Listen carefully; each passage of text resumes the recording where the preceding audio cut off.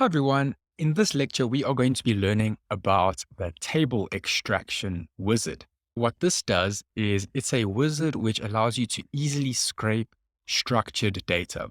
So an example of structured data can be, as the name suggests, a table, or it can be a list of Google search results, for instance, or a list of Amazon search results, or real estate listings on a property website. Anywhere where you have structured data, where you have a repeating group of the same thing almost, but where the structure is the same, you're able to use a wizard to scrape it as opposed to building a custom made data extractor. It's just a way to speed up the process of extracting data.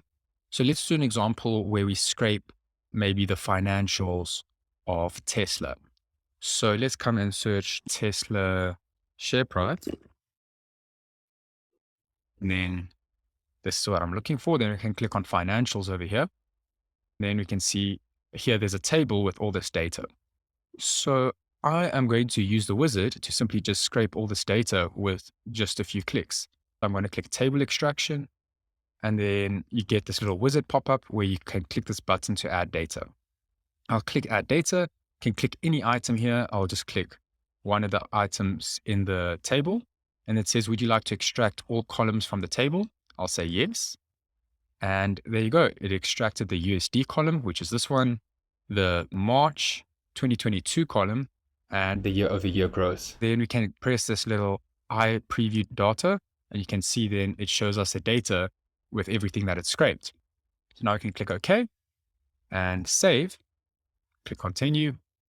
There's quite a lot of features you can do with that wizard, but we're going to go into a lot of detail with that in the fourth real estate scraping robot that we are going to build. There we have the extract data table activity inside of application browser.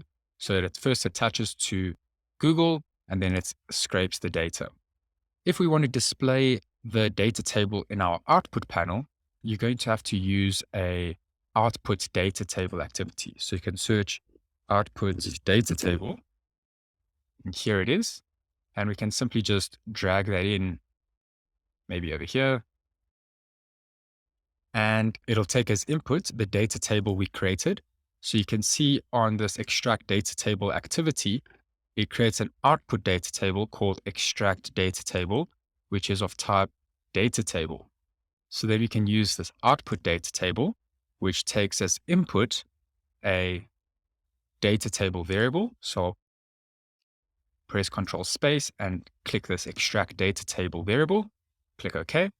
And then as output, we are going to convert that text or that data table to a string. So I can create a new variable. I'll press Control K on my keyboard to create a variable, and I'll call it string DT, for instance. You can call it whatever you want, click OK. And then I'm going to use a write line activity just below that. And we are going to write the text, Control Space, string DT. And there you have it. So that's how you convert a data table variable into a string using the output data table variable. And then you can write that as a string using the write line activity to the output panel to see if it correctly scrapes. So let's run this.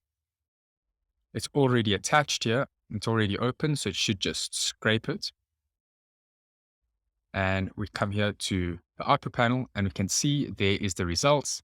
Revenue 18.76 billion. And we can see the revenue 18.76 billion. So it did work as we expected it to. So there's quite a lot you can do with data tables and with the table extraction wizard. I just wanted to highlight an example of what this does and how to use it. Later on in the course, we will be doing a very thorough example of using the table extraction wizard. That's all for this lecture. In the next lesson, we are going to be learning about the UI Explorer.